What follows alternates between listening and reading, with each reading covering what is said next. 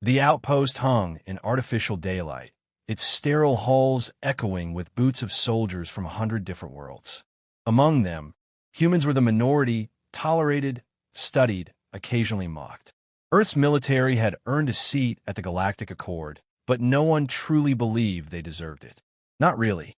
They were young, chaotic, and to many in the Dominion, primitive. Commander Dax Monroe stood with arms folded, eyes forward, posture unreadable. His uniform bore no rank insignia, only a subdued patch, Earth Forces. Around him, species of every biome and biology exchanged data on recent joint ops. They towered over him, taller, denser, genetically enhanced. The Arzali lieutenant stepped into the circle with theatrical precision. Colrax, 7 feet of engineered superiority, his armor humming softly with kinetic stabilizers. He scanned the group before locking eyes on Dax. The human tactic again failed to meet proper standard. Their maneuver lacked calculated adaptation. Slow, predictable, weak. No reply. Dax didn't blink. He didn't move. Colrax grinned, revealing bone-plated fangs. "Is your species hard of hearing, Terran?" The silence stretched. Then the slap. A sharp, echoing crack across Dax's cheek that silenced every translator in the room. Speak when addressed, primitive. The air thinned. Some species flicked sensory organs in discomfort. Others watched for retaliation that didn't come. Dax stood exactly where he was, adjusting his jaw slightly, as if confirming it was still attached. No reaction, no emotion. Colrax snorted and turned, already triumphant. But Dax's voice cut through the air like a blade. "Is this how the Dominion fosters unity? By letting dogs bark with no leash?" Colrax turned back. Confusion first, then fury. But it was already too late. Dax took a single step forward. No war, no wind-up, just movement faster than thought. His palm drove upward under Colrax's jaw, bypassing the exoskeletal reinforcement and crushing the base of the alien skull with perfect, practiced force. The sound was sickening, like a ripe melon crushed under boot. Colrax collapsed instantly, limbs twitching, eyes wide, unfocused, dead, gasps, weapons half-drawn, orders barked in 5 languages. But Dax had already stepped back. Calm, breathing normal. A Dominion aide shouted. That was unprovoked aggression. Dax turned his head, gaze level. That was protocol. Assault in a neutral corridor justifies immediate response. Article 7. Section C.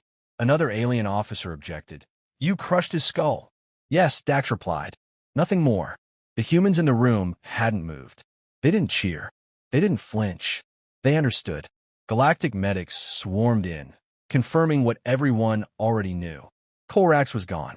The Arzali were bred to dominate. Their bones reinforced with woven metallic cartilage. Their skulls often doubled in density compared to baseline humanoids. Killing one with bare hands wasn't just rare. It was considered impossible for a human. Dax didn't care about that. He only cared about precision, about not being touched again. The silence that followed wasn't just shock. It was recalibration. Every species in that room had witnessed something that didn't compute. They had seen a human, unaugmented by any visible means, reduce a galactic elite to a twitching corpse in 2 seconds, and then walk away. No speech, no threats, no bravado, just consequence. By the time the emergency tribunal was convened, Dax was in a holding room, calm as ever. He had sent one message to Earth Command. No request for legal counsel.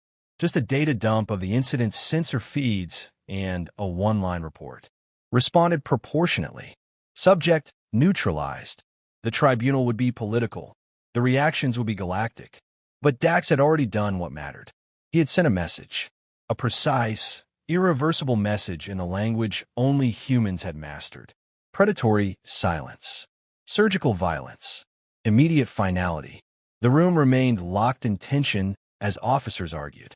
Dax sat still.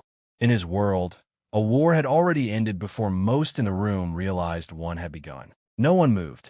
No one spoke. The weight of what had just happened was crushing. A single strike from a human had reduced one of the Dominion's premier warriors, into lifeless mass. It wasn't rage. It wasn't madness. It was calculated, delivered with the cold precision of someone who had done it before. That was what unsettled them most. The medics confirmed what everyone already understood. Skull caved in. Brainstem ruptured. Death was instantaneous. There was no hope of revival, no recovery. The impossible had happened, and it didn't come with noise or spectacle. Just efficiency. The Dominion security detail encircled Dax, but no one dared touch him. His hands were empty, yet the air around him felt like a weapon. The silence clung to his presence like a second skin. He wasn't angry. He wasn't proud. That disturbed them more than any outburst would have. He hadn't done it to send a message. He did it because it needed doing. A senior officer demanded his immediate arrest. Dax gave a short reply. I responded within legal scope. Physical assault on a neutral station carries consequence. That was it. He didn't try to defend himself. He didn't ask for backup. He didn't appeal to anyone. He simply acknowledged the law and waited for them to realize it applied equally to everyone, even those who towered over him. Internal files on Earth's military operators were sealed beyond standard clearance, but some in the room had seen fragments, classified operations, ghost units, deep strike surgical teams deployed in conflicts the Dominion had never publicly acknowledged. Whispers of black zone insertions, entire insurgencies neutralized overnight, enemy leadership disappearing without warning. They thought they were myths. This was the myth standing in front of them. A few tried to rationalize it. Maybe the Arzali had a pre-existing condition. Maybe the gravity plating malfunctioned. Maybe it was a fluke. But that was denial. What they just witnessed required no excuse. It was what humans did when provoked. Not loud. Not messy. Final. The internal sensors had captured it all. Dax's body remained still up until the strike. No aggression posture. No build-up. His heart rate hadn't even spiked. Analysis showed optimal biomechanical efficiency. Upward strike at a perfect angle, with targeted force into the cranial base. Execution like a textbook. Except no textbook in the galaxy taught anything like that. Earth combat doctrine was often dismissed as primitive. Firearms. Hand-to-hand engagement. Kinetic strategy in a post-energy war age. But what no one accounted for was what happened when a species evolved through constant struggle. Conflict baked into its history, survival not as a tactic but as a mindset. The tribunal issued a temporary detainment order. Dax didn't resist. He didn't care. In his mind, the situation had already ended the moment Colrax lifted his hand. Everything after that was ceremony. Back on Earth, the footage spread through military channels before any censoring could start. SEAL units didn't comment. They didn't have to. Everyone who knew Dax already knew what he was capable of. What shocked them was how slow the Arzali had been to realize who they were dealing with. Rumors spread faster than official reports. Not just on Earth, but across the outer colonies. Among the Vargoth mercenary clans, he was now referred to as Skullbreaker. Among the insectoid and Theri, who feared violence done without emotional impulse, he was labeled Silent Death. Even the calculated, ice-blooded Drevithi began circulating his name across their neural network, warning the humans possessed precision the Dominion hadn't accounted for. An alien officer reviewed the footage for the fourth time. He paused it at the moment Dax struck. He zoomed in on his expression. Stillness. No anger. No pride. Just the eyes of a predator making a clean kill. That's when the conversation shifted. It was no longer about policy or chain of command. It was about scale. If one unmodified human could do this, what could trained strike team accomplish? What did Earth keep hidden behind their silence? What was humanity building while the rest of the galaxy debated treaties? Dax sat in isolation with no visible restraints. He didn't request counsel, didn't answer questions, didn't speak unless addressed, because nothing he could say would be louder than what he had already done. His silence spoke in a language only warriors understood. Calculated violence wasn't emotional. It was survival perfected into an instinct. Colrax's body was shipped back with honors, but those who saw it knew it wasn't a hero's end. It was a warning, the kind of end that tells others what lines not to cross. Not because of punishment, but because of outcome. This wasn't a message from Earth. It wasn't a declaration. It was a quiet statement carved into bone and silence. If a human stands still after being struck, do not mistake it for submission. It's the countdown. The tribunal chamber was filled with tension masked as formality. Representatives from the Dominion, Confederated Colonies, and planetary observers watched the footage on loop. No one questioned its authenticity. The question was how to manage the fallout. A high-ranking Arzali had been killed by a human with a bare-handed strike on record in a joint operations zone. And the human wasn't just unapologetic, he was silent. That silence became louder by the hour. The Dominion's envoy opened the proceedings with a demand for disciplinary action, calling Dax's act destabilizing, excessive, and unbecoming of interspecies unity. Admiral Rashida Khan, Earth's envoy, waited until they finished, then leaned forward and spoke with clarity that cut through every translation system. We are not here because a human acted. We are here because one of yours believed he could strike without consequence. She laid out the footage frame by frame. The slap, the silence, the single strike. No provocation, no escalation, just response. Not vengeance, not dominance, precision. She cited the Dominion's own rules, then highlighted the ignored clauses. Physical aggression in a neutral zone, by treaty, justifies immediate neutralization. My officer responded accordingly. Several representatives pushed back, calling it disproportionate. Khan responded without pause. When your elite warrior assaulted a human, did you expect a polite rebuttal? Humans don't posture. We finish. Her tone remained controlled, but carried weight. The room paused as she loaded another file. Classified reports declassified just for this purpose. Instances of human operators resolving conflicts faster, with fewer casualties, than predicted by Dominion war models. Simulations where human squads outmaneuvered larger, stronger alien teams by exploiting terrain, psychology, and unpredictability. She looked at the Arzali general directly. You call it disproportionate because you didn't expect the outcome. That's not our fault. That's yours.